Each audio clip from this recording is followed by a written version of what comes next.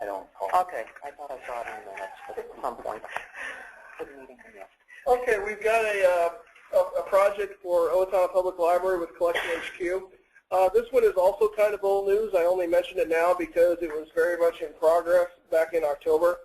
The data extracts on that did commence in November. Cheryl has been doing most of the work on that, and by most I mean all. She made some minor adjustments in November and December based on requests from Collection HQ. Mary Kay, just to put you on the spot, I don't know if you have heard anything about how that's going on your end. It's going wonderfully. How's that? That's great. I want to hear more. How's it working? Like, are you learning all kinds of interesting things? We're just starting to learn. Renee and I attended the first webinar just the other day, so you know, Renee is very convinced of the wonderfulness of this, and you know what? I'm looking ahead. Okay, we'll let everyone know. And I just want to say thank you very much, Donovan. Zing, there you go. That's all right. We are all very interested in this. Yes. Here, I have a question. This is James. What do you see? We had discussions about Collection HQ before in terms of region-wide solution. Do you think that's at all possible? Let's get back to let us get back to you on that, James. Okay, we're just at the very beginning of this. Yeah. Okay. Thank you. You're welcome. Keeping in with the old news, the firewall upgrade that we talked about back in October was completed in November. We had several tests and a couple of dry runs on that before we were satisfied with the way the new firewall worked. We have kept the old one because it certainly is still functional, and we are keeping it updated as we make changes to the production firewall, so that in the event the new one ever should go down for some reason, we should be able to plug the old one back in and have us back up again within 15, 30 minutes.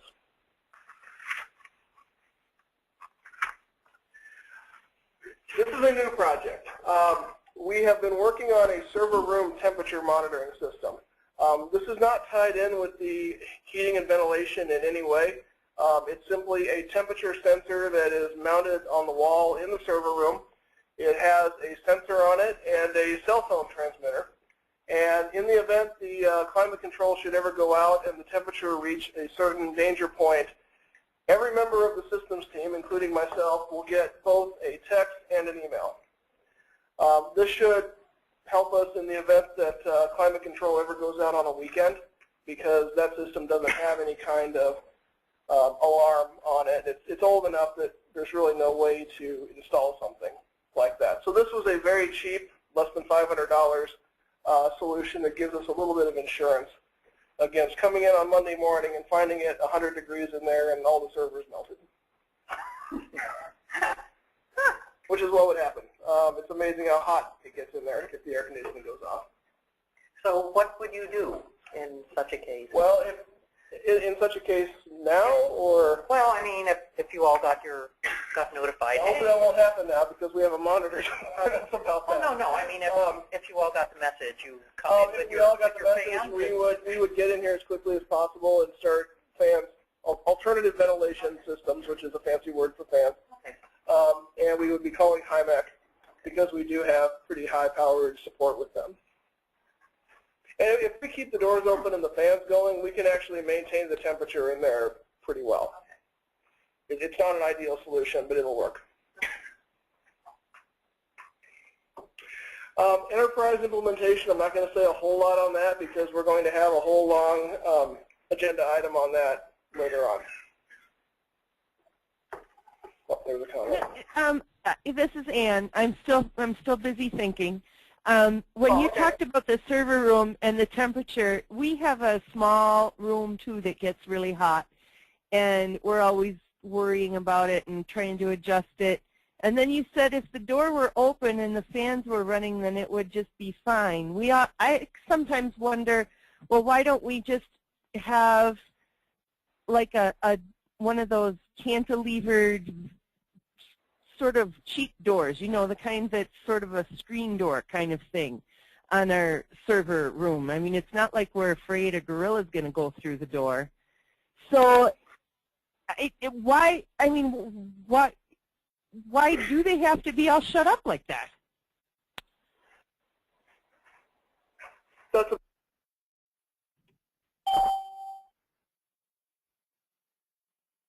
Oh, boy. I think we lost him again, Ann. Again.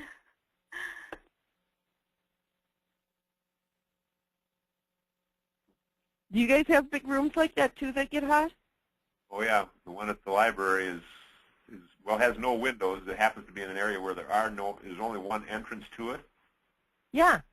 When they did lose power, we brought in some big fans, but the servers can hold for quite a while as long as there's air moving.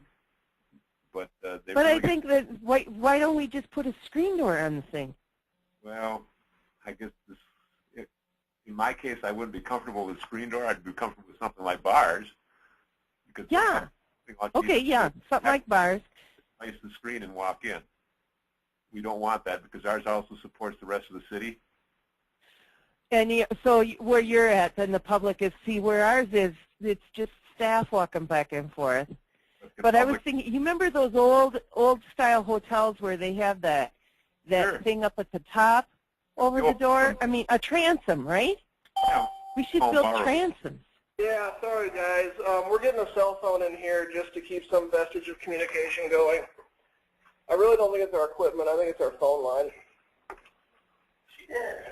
Okay, where were we? Okay, so Ann, in answer to your question, that's really hard to answer. It just kind of depends on the individual installation. In general, I would say you want to keep that stuff behind closed doors for security reasons, as well as there's really security. Dust as well. An open door tends to end up being a storage space whether you want it to be or not.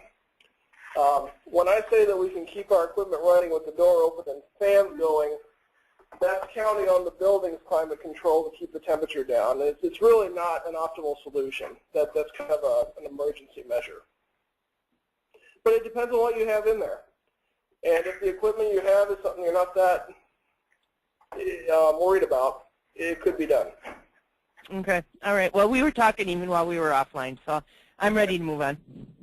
That was kind of a non-answer answer. I'll be happy to talk to you about it more offline if you want. Okay. Okay. All right, we're getting logged in on a cell phone, so if the landline goes down again, hopefully we'll still have our cell going here. Okay, we've got a project going on for Owatonna Public Library right now involving a new Faro server. And this is a situation where I think everyone got blindsided just a little bit. It sounds like the city IT department wants to do a PC deployment at the library ASAP, and they contacted us last week about that. Mary Kay, from talking to Renee, it didn't sound like she'd been notified about this either, so I think it took us all by surprise. The new PCs are Windows 8 machines, and the Pharos client has to be upgraded in order to work on Windows 8. Okay. Unfortunately, then you get a chain of unintended consequences in that to use the new client, the server has to be upgraded. So now we're talking about a fairly major project. No one else uses Windows 8? Seriously? Not on their public machine. Huh. Not on the public machines. You are the first It's been out, what, for a year? We mind if you don't mute. Okay. So anyway, what we've decided to do, rather than try and migrate all the Faro sites to a new server very quickly, we're going to set up a second server for Owatonna's use. Our vendor will allow us to do that for a few months under our existing maintenance, and then we will move the other sites to that server in turn. Great. Thank you. Oh, that is no problem at all. Now, I should point out, we are actually going to move one library ahead of you, Pine Island, tomorrow, simply because they are a relatively smaller library, and we know their network very well. We basically built their PCs, and we handle their networking. So if anything does go wrong, we'll be in a very good position to figure out and fix it, which isn't going to necessarily be the case at Owatonna. So Right. that's going to delay you by a day or so and kind of do that quasi-test. And we think it'll probably save everybody some grief in the long run. All right, good. But we should have you up. We should have you up next week sometime. All right, good. For those of you who don't know, these are some Surface tablets that we're adding. Oh. You didn't know either. Well, there you are, Donovan. We're going to want to check with our vendor and make sure the client works on that tablet. Okay. Yeah, No, we didn't know that. So, yeah. Okay. Thank you for telling me that. I appreciate it. My pleasure. All right. We'll check on that. We'll check on that. Okay. We're doing a bandwidth upgrade right now for Red Wing Public Library. They got themselves a nice grant to create a public computer lab because we are, and they are going to need more bandwidth as a result of that. Because we are in the middle of an E-rate year, we cannot just increase their bandwidth and get E-rate funds. The government has us on a pretty rigid timetable. So Red Wing is going to pick up the tab for the extra bandwidth between now and the end of June. And then in July, the new E-rate year starts, and we'll start paying for the additional bandwidth at that point when we can get the reimbursements. So basically our job right now is to call the ISP and get that set up.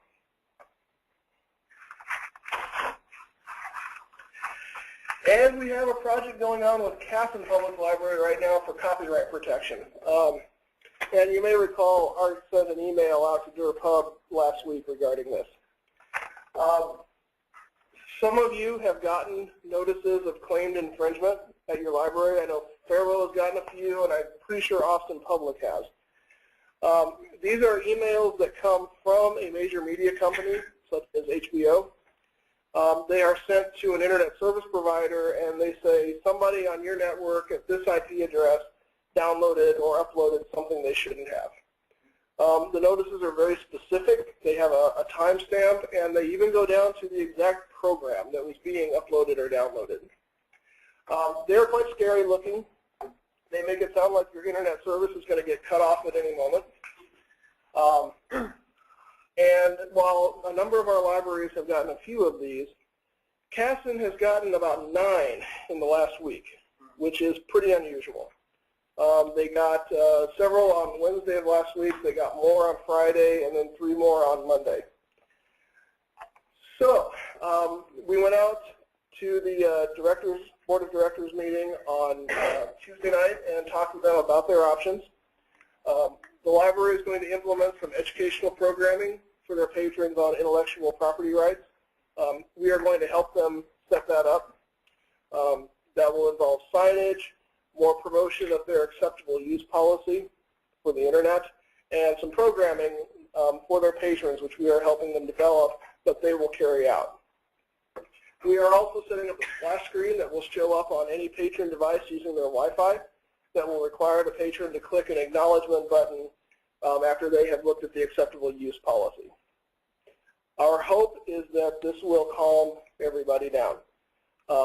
According to U.S. copyright law, the library is not responsible for a patron's actions, but the media companies are putting a lot of pressure on ISPs to cut off access after a certain number of notices. It's not in the law, but just because it's not in the law doesn't mean it couldn't happen. So in addition to these steps, Art is also going to be talking with the ISP that he's dealing with just to let them know here are the steps that are being taken. And with any luck, we can forestall any other problems. That sounds really interesting. This is Ann. When we had a splash screen for the Wi-Fi, it stopped a lot of people from with mobile devices from being able to go forward.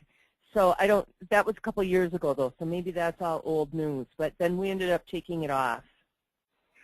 I wouldn't say it's I wouldn't say it's completely old news. I know sometimes as I'm using my phone or tablet or other places, the splash screens are clearly designed with PCs in mind, and getting your finger on that teeny tiny little button can be a challenge. So you're right, that's a very real issue. James? I was just wondering, when this is on the sonic wall, run through the sonic wall, Yes.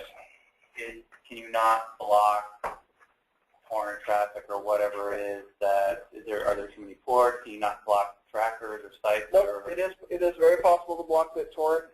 That was on the list of options that we gave them. In talking with their board, everyone decided that it was better to try the educational options before we actually did that. The board was very concerned about the library's mission of open access, and they wanted their internet service provider to understand that they take the situation seriously, but they are also an entity that is all about public access to information, and they will only go so far to compromise that. Now, if these educational measures don't help and they continue to get notices from HBO, that's probably coming next. And we can block BitTorrent with the sonic walls. It's a challenge, but it can be done. And BitTorrent was used. You're exactly right. It's because it was me out there. You're the one. Don't tell my wife. Oh.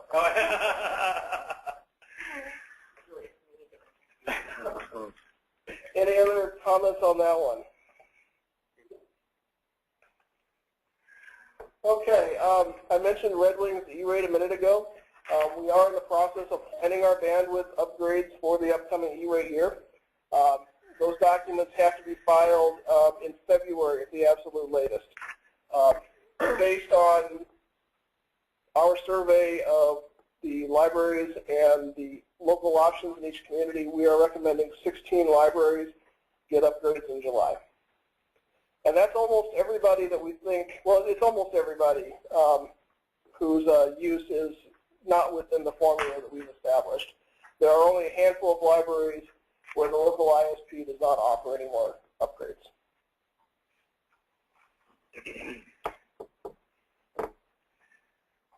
The 2014 PC lease is going in.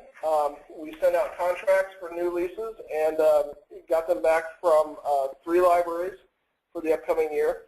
Those libraries are going to be leasing 25 PCs and monitors.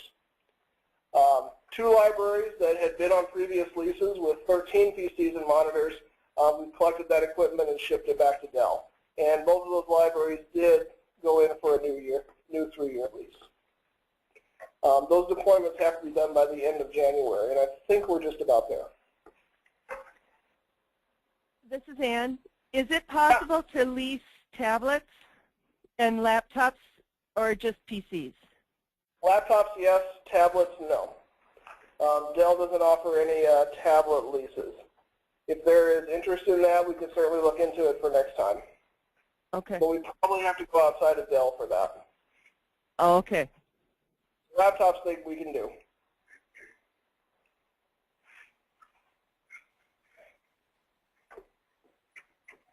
I think that's it. That's the end. Are there any other questions or comments for Donovan? I do have one quick question. Yeah. Sherry was correct. The SMS notices, one question at the last meeting was if a number is bad, how is the library notified that it's no longer in service? There is no way for them to notify us of that. This is the unfortunate answer, which is also kind of the same situation with email or even a mail notice. You might get notification back depending on the nature of the problem, or you might not. So some kind of log would be nice, and that's certainly something we can suggest to Source Dynamics. Let's move on then to the ILS manager introduction.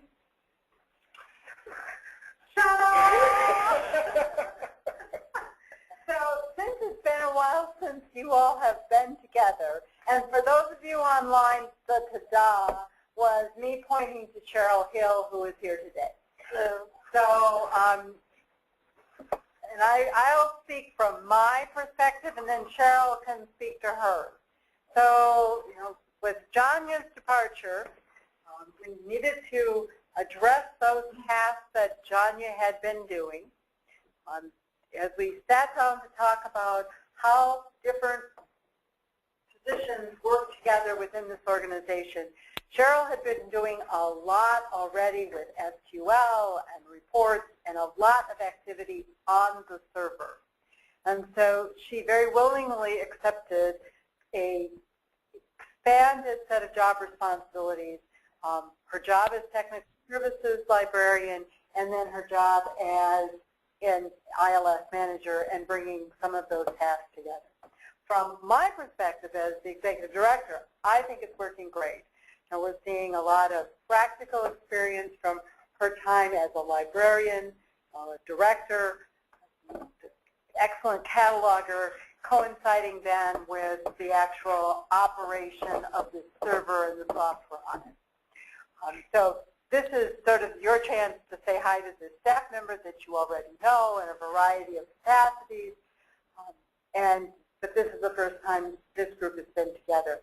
So how, not to put you on the spot, but how do you think it's going? I think it's going well. There's a lot of things I'm still learning, but I think I already have a really good understanding of a lot of the fundamentals of Horizon and how we in particular are using Horizon, which is very different than how other people are using Horizon. Yeah, I'm enjoying it.